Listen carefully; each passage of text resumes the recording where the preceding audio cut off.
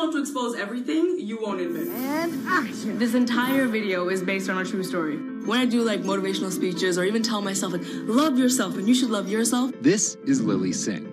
But to fans all over the world, she's the YouTube star Superwoman. What up, everyone? It's your girl, Superwoman. I know we can change the world for the better, one positive day at a time. My parents now know what I do. They didn't know what I did for a long time in the beginning of my career. I was just making videos in my room. They had no idea. Mom, Dad, have you seen my keys? I can't find them anywhere.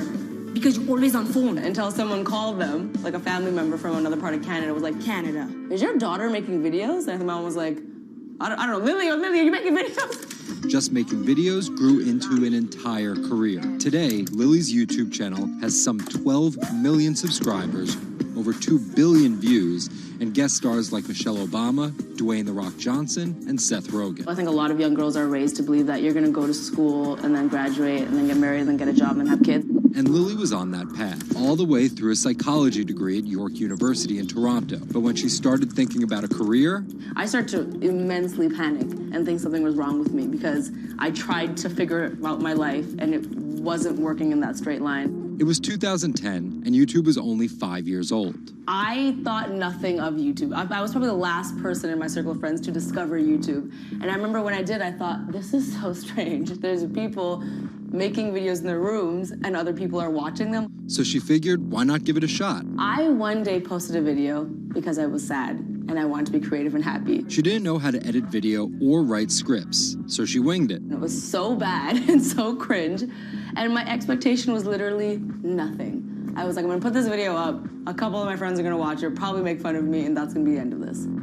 The second and third video came from, wait, 70 people watched my first one. Can I get 80 to watch the next one? She kept creating, she kept posting, and the viewers kept coming.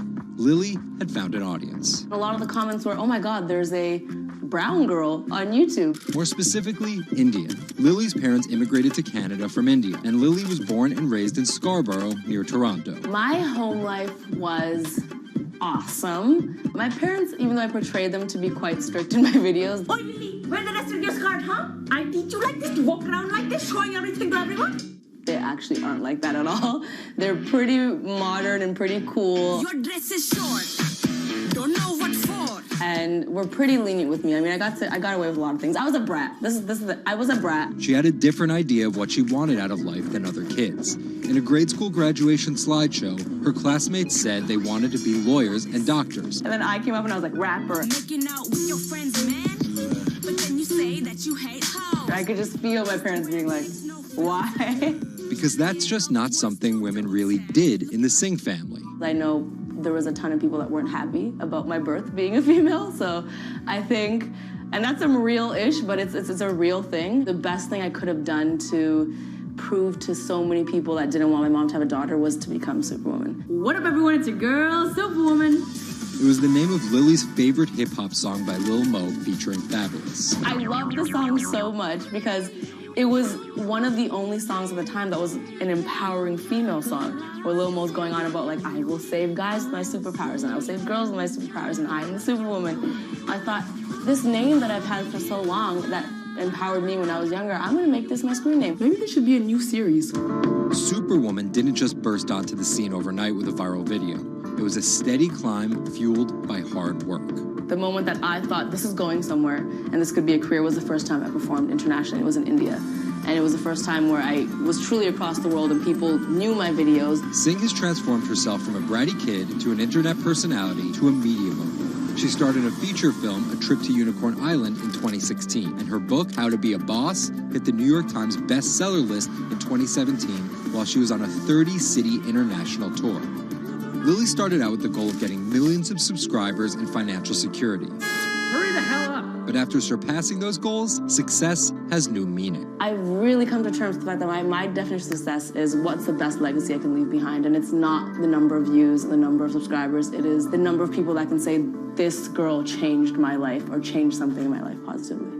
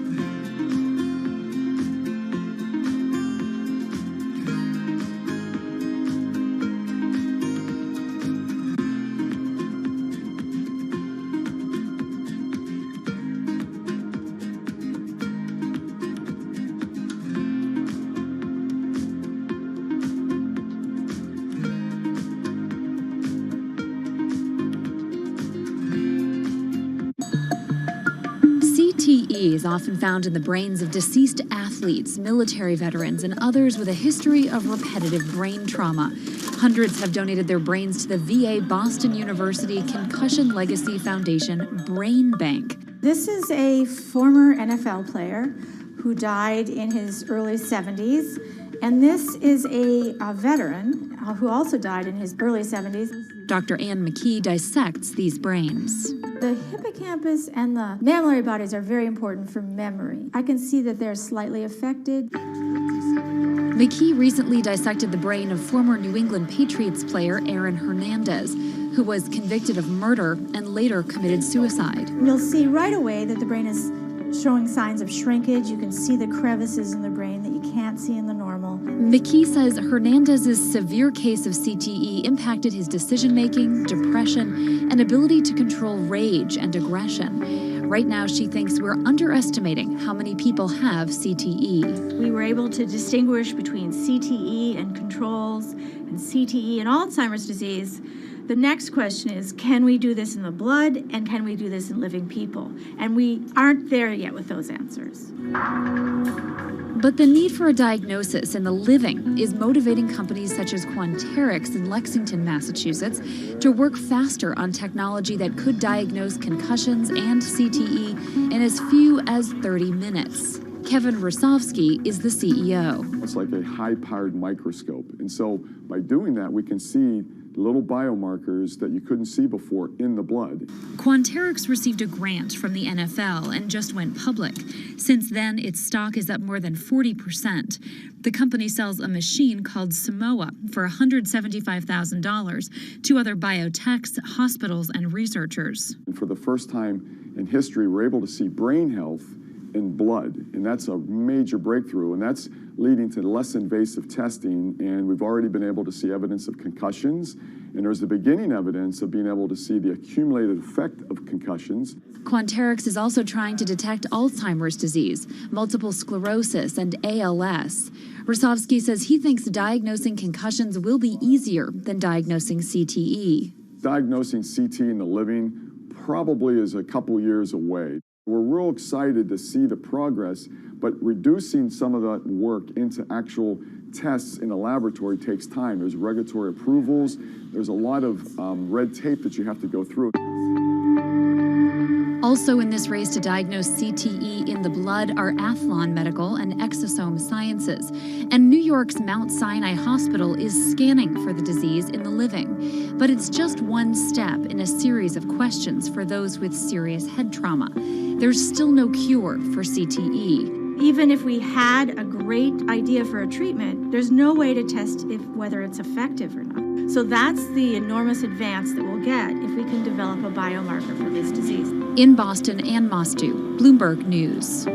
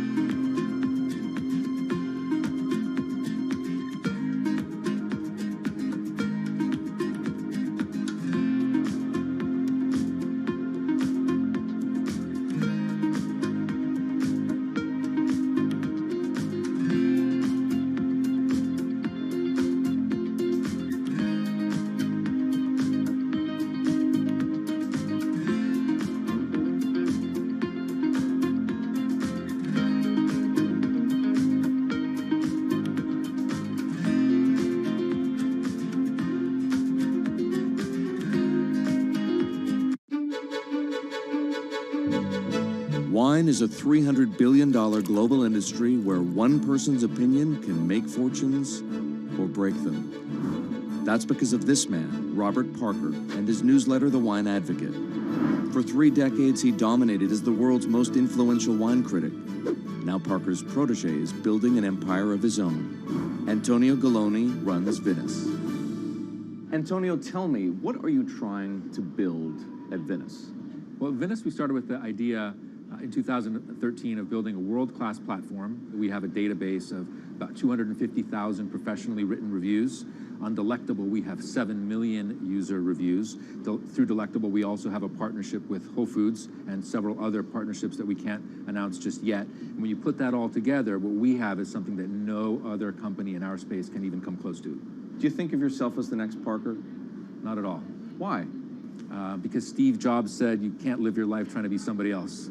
So he's one of my biggest influences, and I've never wanted to be a replica of somebody else because a replica is never as good as the original. Bob is a genius, fantastic, one of a kind. We're going to be something completely different, and I have no desire to be some version of somebody else. Different in what way? Every decision that I've made at this company is completely anathemic to what Bob did with his company. I want our writers to be partners. All of my senior people are locked into the company. They all have equity or they have a path to equity based on business results. That's something that we never had at Parker. Our benefits are world-class, and everything that we've done at Venice is completely different from that model. When Steve Tanzer, who is the most experienced active wine critic in America, wants to work with us, that says something. When Alessandro Masnaghetti, who's the best cartographer of vineyards, wants to work with us, that says something. When Neil Martin, who's a superstar wine critic with enormous experience in Bordeaux and Burgundy and the former lead critic at The Advocate, wants to come and be part of our team, that says something. You make it sound like The Wine Advocate was a disaster as a company and a miserable experience as an employee. No, it was great because I got to work with Bob Parker when he was at his prime, you know, and Bob was like a second father to me, and we talked on the phone all the time, and he gave me great advice. Can anyone's palate dominate the wine criticism business the way Parker's did? And should anyone's palate dominate it the way his did? I just think the world is very different today. You know, it's just a totally different world. It's probably not healthy to have a single person dominating the world. It's not even wine criticism, it's the wine industry. Yeah, that's probably not the healthiest thing in the world. But I think that there's just such an opportunity right now with social media and technology to reach such a massive number of people that I think it's possible that 1 or 2 people will actually have more influence than Bob Parker did, because they will, again, this goes back to your first question, not trying to be a version of somebody else. You see this in sports all the time. It's like, oh, well, nobody will ever beat this record. And then somebody comes along, you know, it's like tennis, Pete Sampras. Nobody's ever going to win as many Grand Slams. Now you have 2 guys who are ahead of that and 1 knocking on the door. And so I think a lot like that. You're a former investment banker. How does that inform and influence what you're doing and what you've done? My generation has had to deal with a lot more challenges. That's why I think we're actually much better poised for the future.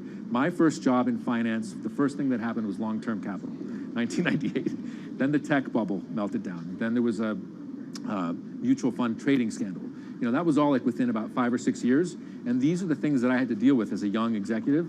My peers who were 20 years older didn't know how to manage in crisis. They'd only seen Black Monday. They'd just been in a big bull market. It's very different. So I'm very lucky. People of my generation or a little bit younger have actually had to deal with a lot more crises. I think that's actually good for learning how to cope with challenges in business. From the outside, it kind of looks like you're trying to demolish the house that Parker built, right? You left The Wine Advocate. Yeah.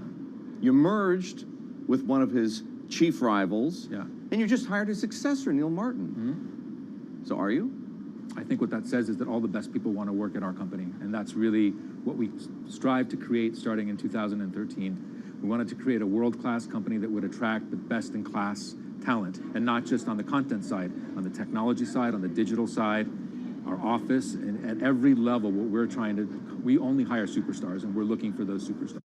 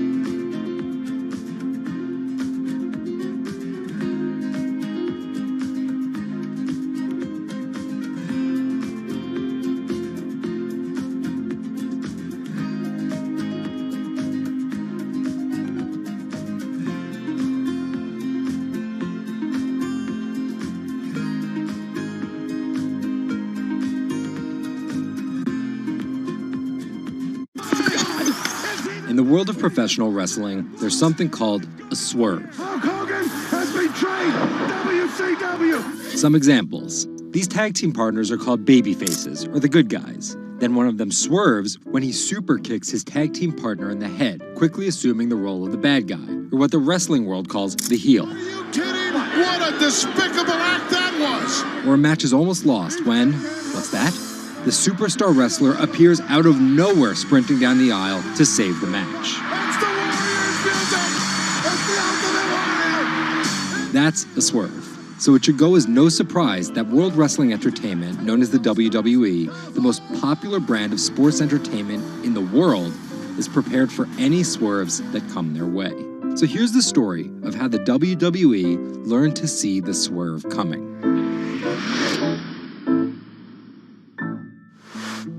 So I spoke to Bloomberg reporters Felix Gillette. I'm a writer for Bloomberg News for the global business team. And Kim Basine. And I'm the U.S. luxury reporter at Bloomberg. To find out exactly how the WWE is positioning itself for an all-out global invasion, which starts with a massive change to their lucrative pay-per-view model. WWE basically pioneered the pay-per-view model on cable.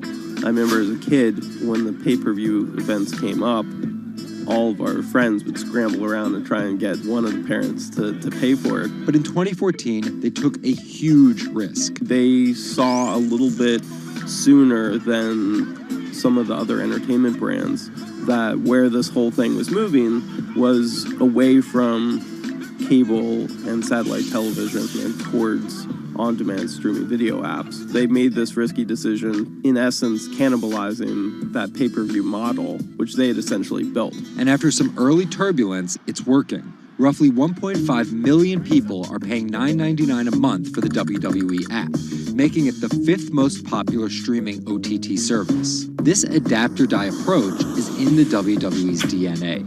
Over the past 30 years, the company always seems to think 2 steps ahead.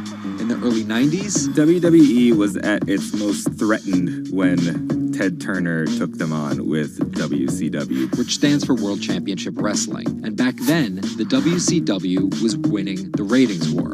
So in order to compete with them, WWE had changed its product from a family-friendly kind of cartoonish style to this really raw. That's why they called their show Raw. It was this raw style of wrestling. With violent, outrageous, reality-inspired plot lines and aggressive personas. From a 16-foot ladder! And they won that fight against Ted Turner. And they bought WCW. The early 2000s ushered in an era of testosterone-driven programming aimed at the red-blooded American male. Bra and panties matches, and people smash each other over their head with like barbed wire bats and things like that. Until 2015, when WWE fans started a hashtag Give Divas a Chance. Since then, WWE has hired 40 more female wrestlers, and that growing cast of female characters was part of a much larger plan. They started to try to appeal to a broader set of people. Let's attract more female fans. And after we've attracted more female fans, let's attract more international fans. They're broadening their base, and they're doing that in large part to make it more advertising friendly.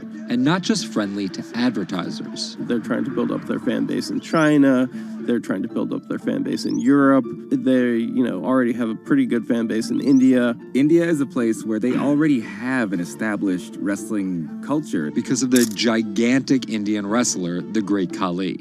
But there's still a lot of work to do. While the WWE set a revenue record in 2017, only 30% of it is coming from an overseas audience. And there's one person whose responsibility is to grow that number. The buck eventually stops at Vince McMahon, no matter what's happening within WWE. Yeah, he's a very controlling guy, and it's a very, very, very tightly scripted company. And that goes all the way down the board to big stars' entrance music. And their outfits and things like that. So with a CEO like McMahon always planning 2 moves ahead and an aggressive push into multiple international markets, a big issue is money. It's hard to do all those things simultaneously without committing a huge amount of capital to it. And that's where the WWE becomes an attractive company for buyers. Potentially, one thing that could happen with WWE is they could benefit by being acquired by a bigger technology or telecom company, an Amazon or Facebook Paramount or a 21st Century Fox. So with a market cap of $2.8 billion, the advantage of owning 100% of their own content, and a rapid consolidation spreading throughout the entertainment industry, it looks like the WWE is well positioned, even if there are swerves ahead. Our world is changing. Every day, it changes a little faster. Some changes are too small to see. Others, too big to handle. Sometimes, change feels slow. So slow, we don't even notice. Other times, it happens all at once, and we can't keep up. For our climate, change means many things. And between too small to see and too big to handle, there is a whole world of difference. The clock is ticking. This is Bloomberg Green. Saving the seas. This week, the deep-sea diver who stopped writing the ocean's obituary to find a solution. Enric Sala tells us why the next 10 years matter most. And globalization needs to get greener. Shipping accounts for nearly an eighth of all transport emissions. How can the industry clean up its act? Plus, protecting coastlines comes at a huge environmental cost. But one Israeli startup found a way to keep the sea out and the animals in. From London, I'm Anne-Marie Hordern, and this is Bloomberg Green.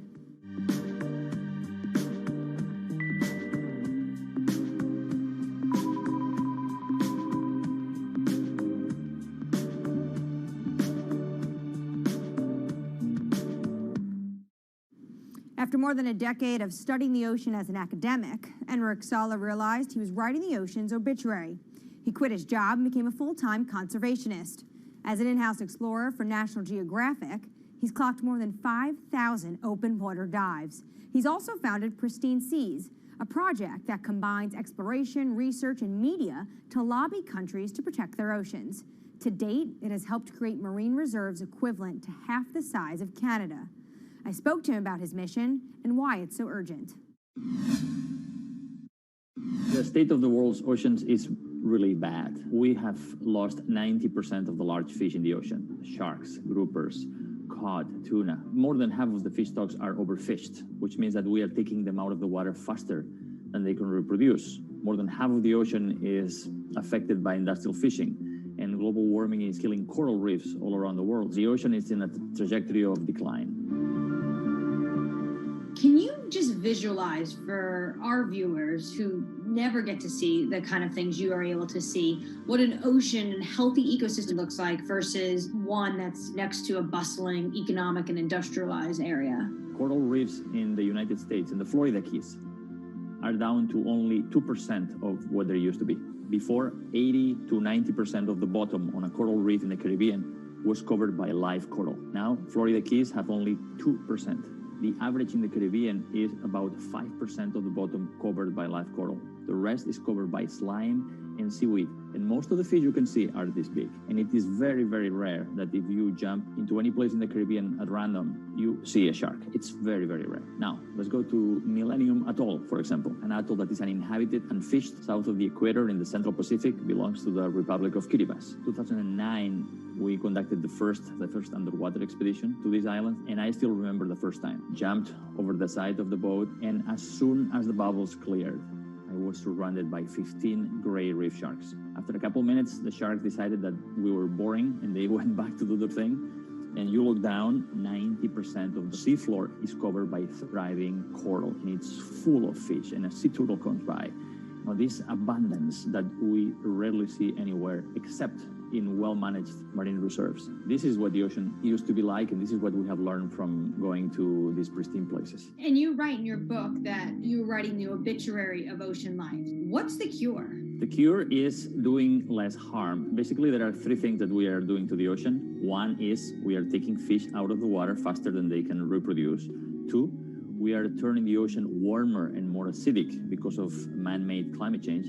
And three, we are throwing in everything that we don't want, our waste and our plastic. We need basically to reverse these trends. Does this mean that a lot of this falls to governments and their policies? That's a big part of it, because it is governments that regulate fishing and mineral extraction and oil extraction It is governments that have the legal authority to create large marine reserves in the ocean, but also local communities.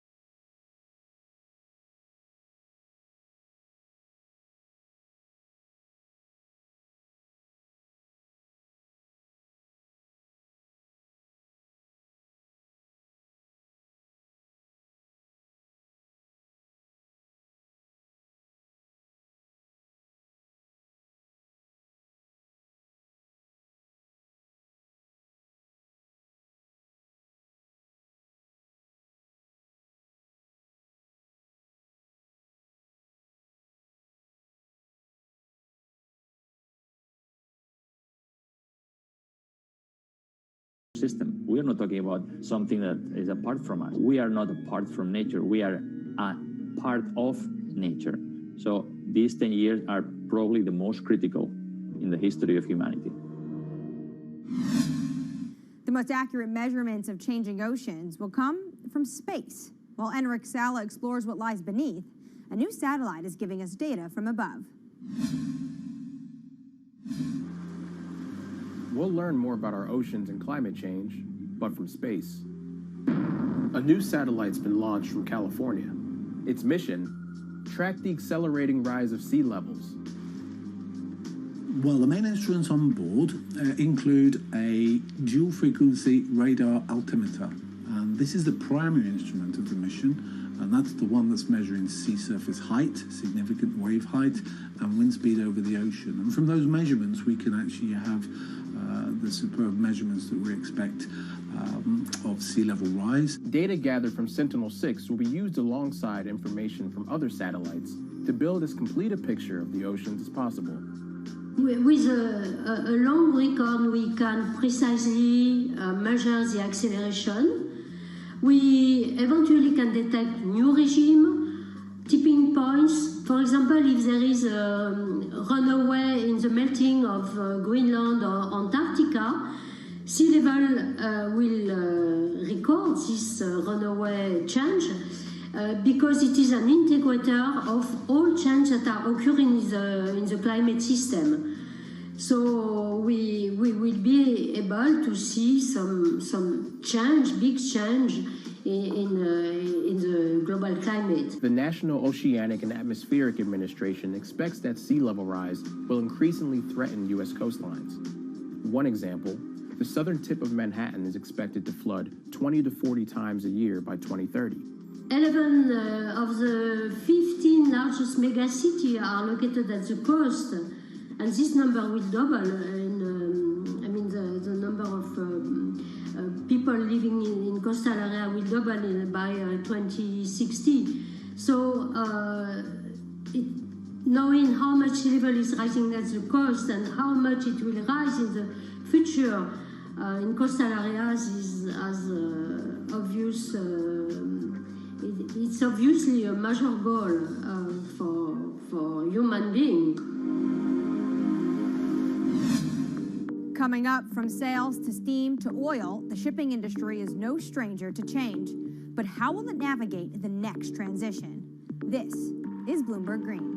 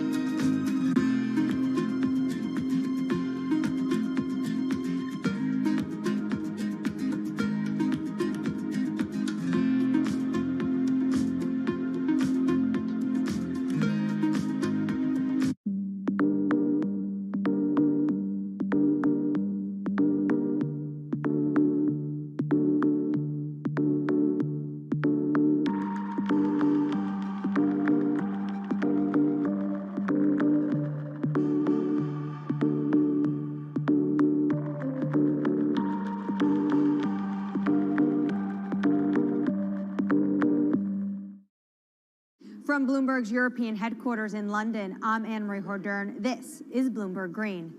Now, for your roundup of this week's latest climate news, Jennifer Zabazaja has your Green in Brief. Here's the climate news you need to know. Deforestation of the world's largest rainforest has hit a 12-year high. More than 4,000 square miles of the Amazon rainforest was destroyed in 2020. That's a 9.5% increase from a year earlier. Government data shows that destruction has soared since President Jair Bolsonaro took office and weakened environmental enforcement. The Amazon is home to millions of species and plants and is critical in the fight against climate change. Bitcoin is hitting all-time highs, but at what cost to the environment? The cryptocurrency is energy intensive, and there are concerns if it becomes mainstream. According to MIT, back in 2018, Bitcoin's carbon footprint was almost as big as Portugal's. Want to get better at tackling climate change? We'll hire more women. That's according to Bloomberg New Energy Finance. Firms with 30% or more women in top jobs tend to perform better when it comes to the environment and are more likely to set clear climate goals. Shopping online is more popular than ever now, but the price of convenience is measured in CO2, and more deliveries means more fuel burned and more packaging wasted. So what can companies do? Well, many are becoming more efficient and sourcing more clean energy for their data centers and warehouses. And England's farmers will be paid to go green after Brexit. As European subsidies are phased out, they'll get new money to encourage them to produce healthy, sustainable food. Poor farming practices are one of the leading drivers of water pollution and the loss of biodiversity. I'm Jennifer Zabazaja in New York. Anne-Marie, back to you. The shipping industry is more than just the grease on the wheels of globalization. It's its chief enabler. 11 billion tons of goods are transported by ship each year, the biggest contributors being 2 billion tons of oil, 1 billion tons of iron ore, and 350 million tons of grain. According to the International Chamber of Shipping, 80% of Europe's imports and exports happen over the seas. And for such a vast industry, it also contributes its fair share of emissions. Shipping makes up 12% of global transport energy consumption. So how does it clean up its act? Earlier, I caught up with Bloomberg Green reporter Laura Milan about just how big of a challenge this is going to be for the industry. One of the main issues is size. So about 90% of the world's cargo is moved by ships. So obviously changing such a huge industry is not going to be fast and it's not going to be easy. The second issue has to do with technology. So ships obviously travel for many days at sea. It's not as easy for them to refuel as it would be for a car, for example, going on a road. And the sector still hasn't found a technology that's economically viable and that's zero emissions, and equivalent to the electric batteries for cars, for example. But actions are being put in place to make the industry a bit more environmentally friendly. Walk us through those steps that they're taking. That's it. So there's a first step that would involve using low emission fuels or biofuels that would significantly reduce the existing emissions. And then at regulatory level, when it comes to the policy and the governments, there are steps being made as well. I would say that the most significant ones come from the European Union, which started to track emissions a few years ago and is now looking to include shipping emissions in the emissions trading system. So that would significantly reduce and help calculate the emissions from the shipping industry. Now, China is taking similar steps. So at the moment, regions need to report shipping emissions to the central government. And finally, we have the International Maritime Organization with a pledge to reduce shipping emissions by 50% in 2050. Now, we must say that that pledge has been considered insufficient by environmental groups, but at least some steps are being taken. So to get to 2050, the industry obviously is going to need to start tapping some new technologies. What new technologies are you seeing being introduced into the shipping industry? So we have seen pilot technologies being developed for years now, but what's interesting about this current moment is that we're seeing big players invest in these technologies that are not yet economically viable, but that one day might be. So for example, we are seeing earlier this year, the world's largest agricultural commodities trader, Cargill, saying they will invest in attaching sails to their ships so they can make any technology that they run their ships on more efficient. Similarly, we have seen a spin-off of Airbus, the aeronautics company, developing a similar application with kites. We have been following also developments in hydrogen.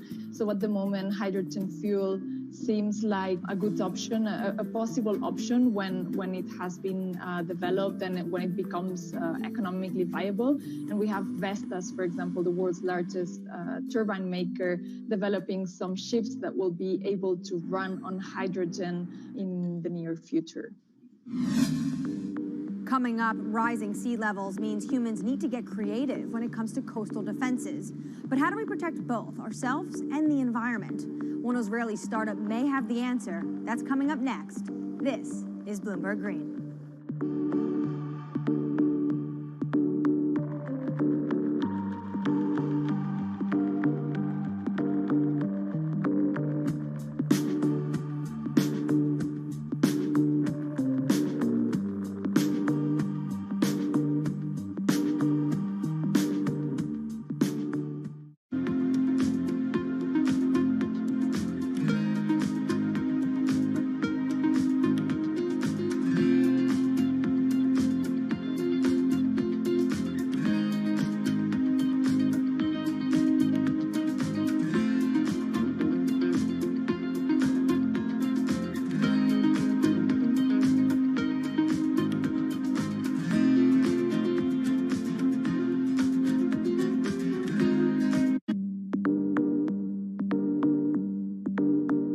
In London, I'm Anne-Marie Hordern. This is Bloomberg Green. After water, what's the resource that humans use the most? It's concrete, 3 tons a year for every person on the planet. And engineers estimate it's used twice as much as all other building materials combined. And it comes with a huge environmental cost. Concrete, not just in cities, it's a common feature on our coastlines too. And that's taking a toll on biodiversity. But one Israeli startup has found a way of making sea defenses stronger and encouraging life to thrive.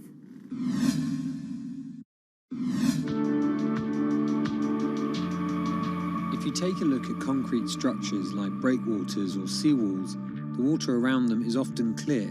That's not actually a good thing, because it means there's no life. Marine species are actually most abundant in coastal areas, but it's also where us humans prefer to live too. So when we build here, we drive away marine life. The concrete in the marine world has a lot of additives, a lot of chemicals, and some of those materials are actually leaching out, and they're actually prohibiting marine life to thrive. If we keep developing without any regards to natural communities, there is a tilting point from which beyond we cannot really go back.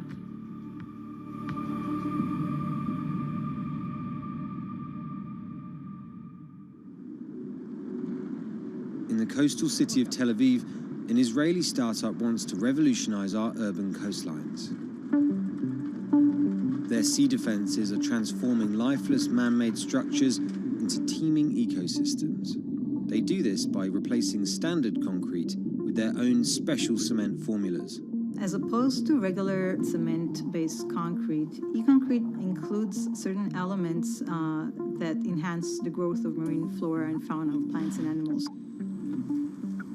Our admix, which is kind of our secret sauce, is basically kind of sealing the concrete, making it less aggressive for the marine environment. That once we add it, we enable life to flourish. In the lab, the team run tests to identify what mixes will work best for marine life. So we take really ice cube size concrete slabs of different compositions, and we put larvae, 20, 30, 50. We need to have a lot of replicates. We're geeky scientists, so we have to have a lot of replication and controls. And then within a few days or just a few weeks, we can get an answer on their preference. So obviously, if they die, they have a very low tolerance to that specific concrete mix design. And if they thrive or they flourish, we can quantify that very quickly. E-concrete says it typically sees double the biodiversity of regular grey concrete. From fish and sea caterpillars on their armor blocks to crabs on these tidal pools that sit on the shoreline. This unit holds water during the low tide, so it's always moist, and therefore it has a very comfortable habitat for crabs and sea anemones and sea stars, etc. These pools have been here for less than 3 months, and this is already what you can see. It's covered with life. See the rock around it, which has been here for probably 10, 20, maybe even more years, only has a thin layer of green algae, and that's it. As well as the composition of the cement mix, e-concrete designs its products specifically to the marine environment it will be deployed, to create niches for endangered species, or to develop nurseries like these oyster beds. The final part of the equation is creating complex surface textures to mimic natural rock or coral, an environment that helps anchor young organisms. When concrete elements are being cast, the typical goal is to have a very slick surface, very, very smooth. The idea is to get the water to flow right across it. When we're designing e-concrete with a rough surface, we want to do the complete opposite. We want to slow the water when they are crossing the structure so that the larvae can actually adhere and attach to the surface. E-concrete has to offer its clients more than just ecological credentials. Over time, they've discovered that creating hospitable habitats for marine life adds another advantage, one that is surely hard to ignore. We've seen evidence to the fact that the growth of the organisms on the concrete create kind of a layer of defense. Just the addition of weight, we can actually gain stability and strength over time. This is let's say the unit when we put it in the water.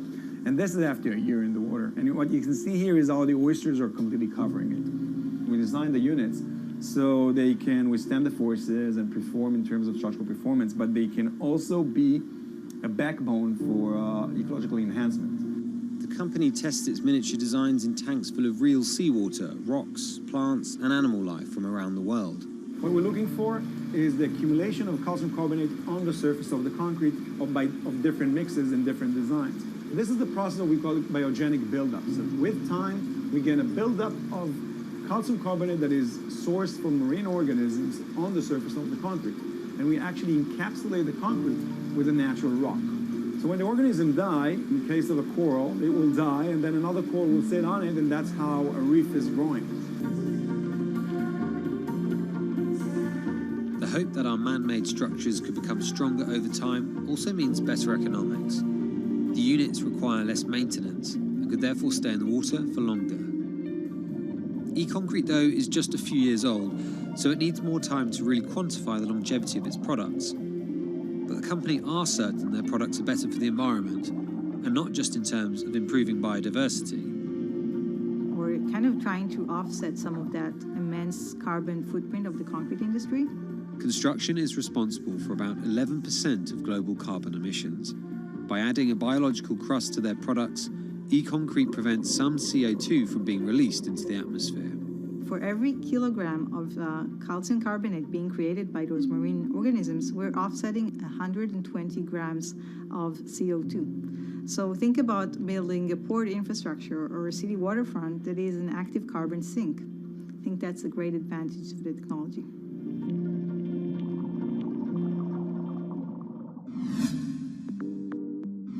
That does it for this week, but let's keep the conversation going on Twitter. Follow us at Climate. I'm Anne-Marie Hordern, and this is Bloomberg Green.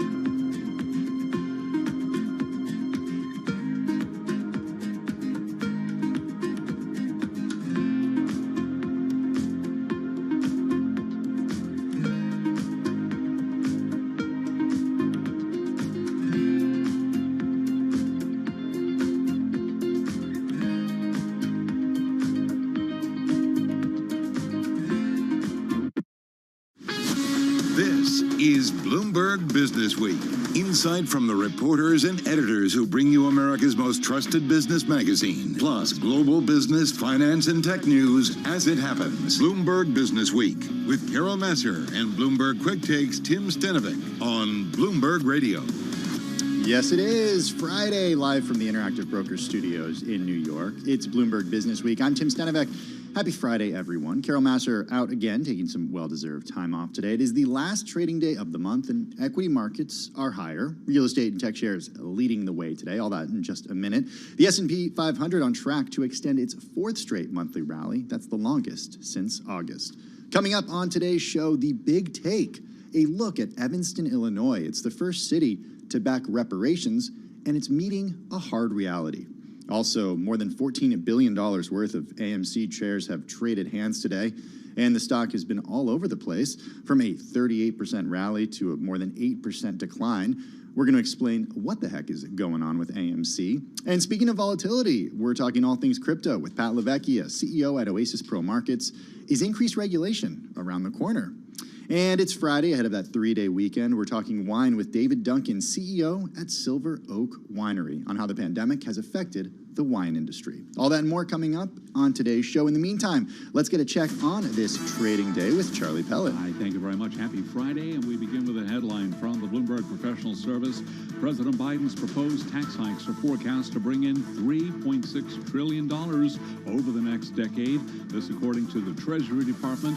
It is seen as a key funding source for the $4 trillion he hopes to spend remaking the American economy and social safety net. Also, this is a headline from the CDC. The Centers for Disease Control and Prevention has loosened its guidance for those attending summer camps, announcing today that fully vaccinated campers will no longer need to wear masks or practice social distancing for the upcoming season. We're looking at an up Friday here with the Dow, the S&P, and NASDAQ all advancing. Final trading day for the month of May. S&P up now by 12, a gain of about 0.3%. The Dow is up 125, up 0.4%. NASDAQ up 50, up 0.4%. 10-year up 5/32, 10-year yield 1.58%.